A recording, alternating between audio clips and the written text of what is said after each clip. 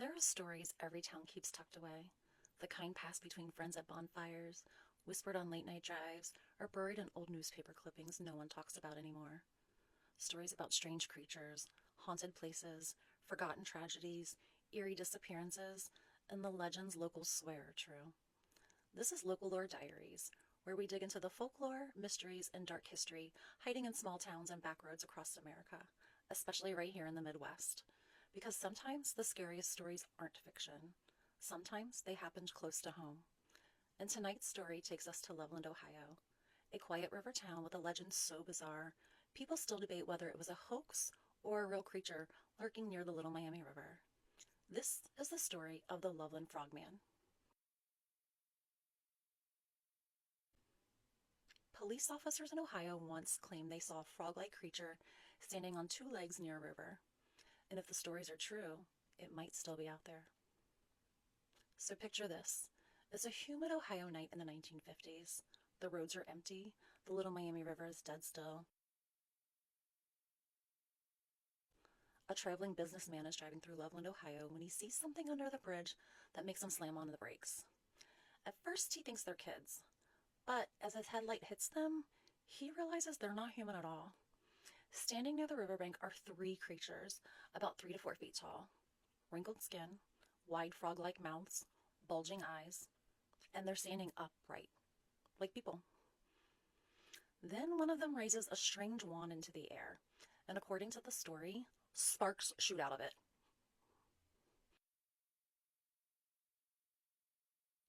The man speeds away and later tells police what he saw. Most people laugh it off, rightly so. Small town monster stories weren't exactly rare in Ohio. But then, nearly 20 years later, the Frogman comes back. It's now March 1972. A Loveland police officer is driving near Riverside Drive when he spots something crouched near the road. He shines his headlights towards it and watches it stand up on two legs. The officer later describes the creature as roughly 3 to 4 feet tall, with leathery skin and a frog-like appearance. The creature stares back at him for a moment, then climbs over a guardrail and disappears into the darkness below. I'll be out. Nope. And here's where the story really gets strange. A second police officer reports seeing something similar just weeks later. So now suddenly it isn't just one businessman telling a bizarre story. 2 police officers have reported encounters. Newspapers start calling it the Loveland Frog, and the story explodes. Of course, skeptics have their theories. One of the officers suggested that it may have actually been a large escaped iguana that had lost its tail. Others believe it was simply a giant bullfrog, poor lighting, or a case of mistaken identity. But believers point out something interesting. Why did a witness in 1955 describe up-like, frog-like creatures nearly 20 years before the police sightings? And what about the wand that supposedly shot sparks? That detail is so bizarre, it almost makes the story harder to dismiss. Because who would make something up like that? Then decades later, the Frogman surfaces again. In 2016, a local resident playing Pokemon Go near Lake Isabella claimed to spot a creature along the water's edge and even captured video footage.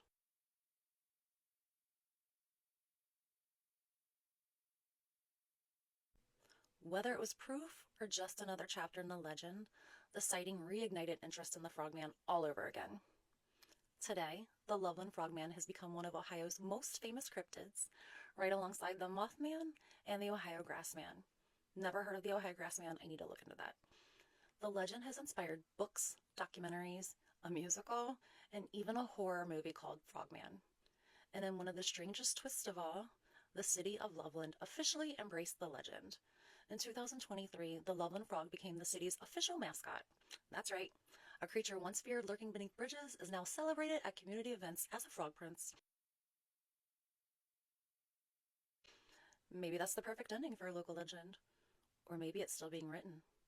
Some locals swear the creature still lurks near the Little Miami River, especially late at night near old bridges and bike trails. Most people never see anything. But then again, most people aren't looking. This is Local Lore Diaries. Be sure to like, follow, comment, and share.